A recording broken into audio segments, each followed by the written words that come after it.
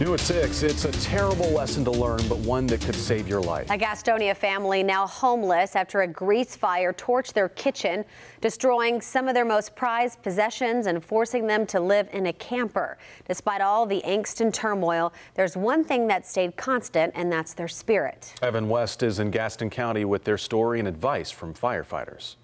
I lost everything. A trip inside Tangela and Mark Smith's home shows memories turned to ash. I feel it's like my fault. My family's basically homeless. It's all because of an episode gone wrong in the kitchen. There's smoke damage in all these rooms now. Tangela was cooking when a small grease fire broke out. She worked to smother it like you're supposed to do, but the small fire turned torrential, all because of where she keeps her grease, right above the stove. I know several people that do that, store it somewhere else. That grease above the stove caught fire and the damage was done. Firefighters say if you have a grease fire, number one, turn off the source of heat, whether it's a burner or oven.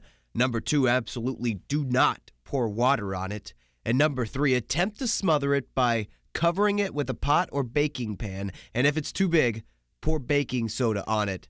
As always, if it gets out of hand, dial 911. The smoke took it all the baby stuff, my furniture, everything in my kitchen. This loss just 9 months after she nearly lost the love of her life after Mark suffered a massive heart attack. The doctors didn't give him a good chance of living. He actually died for 25 minutes, and his heart stopped another 15 times. Even with no roof over their heads, the Smiths have had bills through the roof after their youngest grandson spent 11 days Mason in the NICU. Hey, Mama's Chucky boy, come here. You want to come to Mama? This right here's my heart. Still, the grandmother says this smile is enough to keep her moving forward.